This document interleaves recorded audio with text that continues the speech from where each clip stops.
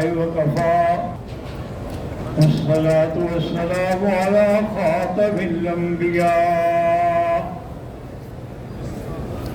محمد المصطفى وعلى آله المجتبى اللهم صل على سيدنا محمد النبي الأمي الهاشمي وعلى آله وأصحابه نجوم الهدى. أما بعد فقد قال الله تبارك وتعالى في القرآن المجيد والفرقان الحميد: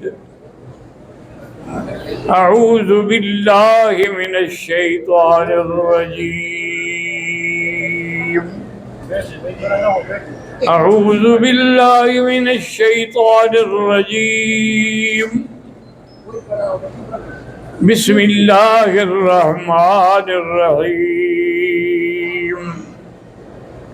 فبما رحمة من الله لنت لهم ولو كنت فظا غليظ القلب لانفضوا من حولك. قال النبي صلى الله عليه وسلم: إنما بعثت لأتمم مكارم الأخلاق. صدق الله العلي العظيم وصدق رسوله النبي الكريم، ونحن على ذلك لمن الشاهدين ومن الشاكرين، والحمد لله رب العالمين. برادران اسلام، 2 دن میں حاضر نہیں ہو سکا کیونکہ مجھے بہت زیادہ تکلیف تھی. آج بھی میں ظہر سے پہلے ہسپتال سے تھا، لیکن اب میں نے کہا اللہ کا نام لے کے ہمت کرتے ہیں. انشاءاللہ ہو سکتا ہے کہ حرم کی دعوات کے ساتھ میری صحت بھی ٹھیک ہو جائے.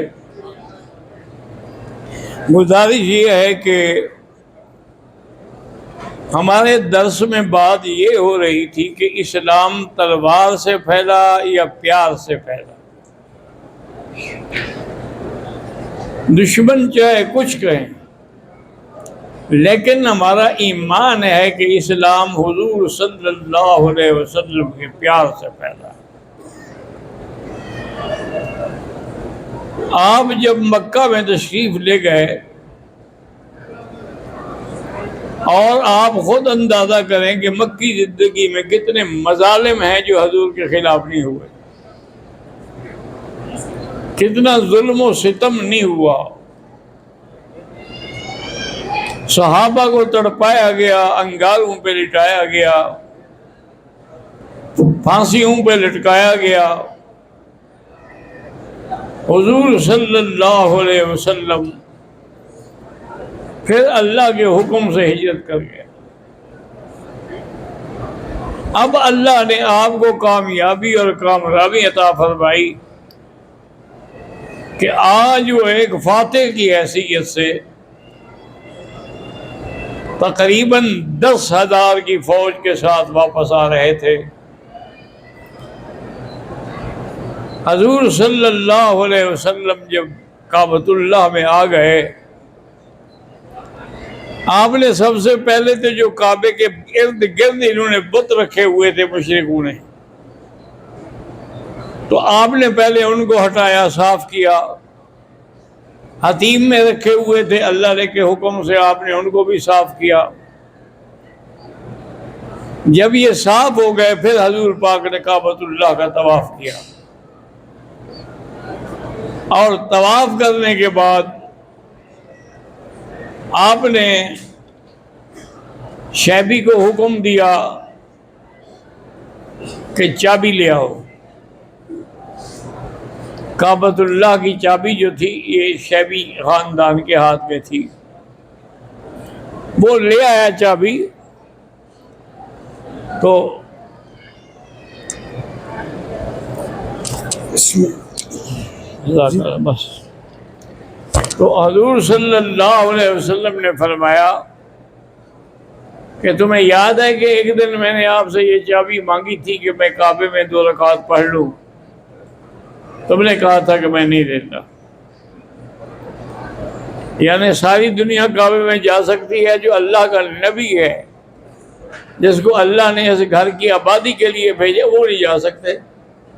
اب میرے ہاتھ سے تم لے سکتے ہو؟ انہوں نے کہا نہیں یا رسول اللہ اب تو میں نہیں لے سکتا۔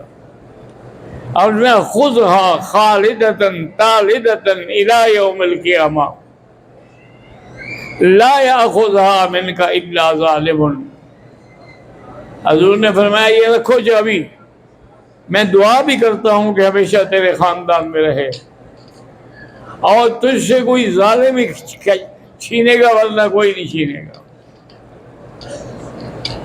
اب حضور صلی اللہ علیہ وسلم اندر گئے، اندر بھی انہوں نے بت رکھے ہوئے تھے۔ حضور پاک نے وہ سارے بت صاف کیے، صاف کرنے کے بعد کعبۃ اللہ کے ہر کونے میں آپ نے اللہ اکبر کی صدا بلند کی، چاروں کونوں میں کھڑے ہو کر اللہ اکبر اللہ اکبر اللہ اکبر۔ اب حضور صلی اللہ علیہ وسلم جب واپس آئے تو صفوان ابن امیہ اس کو اندازہ ہو گیا کہ بھی اب تو حضور کی حکومت ہے، وہ بھاگ گیا۔ عمیر ابن وہب نے آ کے حضور سے سفارش کی کہ یا رسول اللہ وہ بھاگ گیا ڈر کے مارے، اگر آپ اس کو امان دے دیں تو میں لے آؤں۔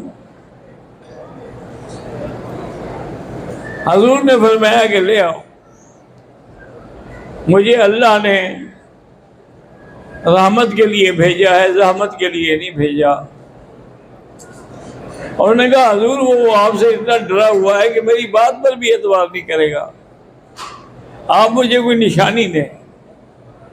تو حضور نے اپنا امامہ مبارک جو فتح مکہ کے موقع میں سر پہ پہنا ہوا تھا وہ دیا، کہا یہ لے جاؤ۔ گئے تو وہ کشتی پہ بیٹھ کے یمن کی طرف بھاگ رہا تھا، تو دور سے آواز دی عمیر نے اب سفیان سفیان مت جاؤ، میں تمہارے لیے حضور سے امان لے آیا ہوں۔ انہوں نے کہا میں ایسے تو نہیں، انہوں نے کہا یہ نشانی بھی انہوں نے دی ہے، اپنے سر کی پگڑی مبارک دی ہے۔ تو اب وہ واپس آیا، واپس آنے کے بعد حضور صلی اللہ علیہ وسلم کے ہاتھ پہ اسلام لے آیا، مسلمان ہو گیا۔ تو یہ ساری چیزیں جو ہیں آپ اندازہ کریں کہ بھی یہ رحمت پر دلالت کر رہی ہے یا کسی سختی پر دلالت کر رہی ہے۔ حتیٰ کہ اسی موقع پر اتنا قوت تھی لشکر میں کہ صحابی نے جب دیکھا ابو سفیان کو، ابو سفیان ابھی اسلام نہیں لایا تھا، تو اس کو دیکھ کے کہا کہ الیوم یوم الملحمہ، آج لڑائی کا دن ہے، فیصلہ ہوگا۔ حضور نے ہمیں کیا کہہ رہے ہو؟ الیوم یوم الملحمہ یعظم فیہا قریشا ویعظم فیہا البیت، یہ تو رحمت کا دن ہے، اللہ اس میں قریش کو عزت دیں گے اور کعبۃ اللہ کو بھی عزت دیں گے۔ حضور صلی اللہ علیہ وسلم نے وہ سارا اپنا ناراضگی یا کوئی چیز جو تھی باقی نہیں رہی، سب پیار سے مسلمان ہو گئے۔ ایک دفعہ ایک یہودی تھا، اس کا نام تھا زید بن سعنہ، اس نے کہا بھی میں آزمائش کروں گا سچے نبی کی۔ سچا نبی وہ ہوتا ہے جو غصے پہ قابو پا جائے اور غصے کا بدلہ غصے سے نہ لے بلکہ پیار سے لے۔ تو اس نے بھی آ کر کسی زمانے میں حضور کو کچھ قرضہ دیا تھا کھجوروں کا، آگے کہنے لگا کہ ہاں انا اعلم، اولاد عبد المطلب جتنے ہیں سب نادہند ہیں، کیوں نہیں آپ میرا قرضہ دیتے؟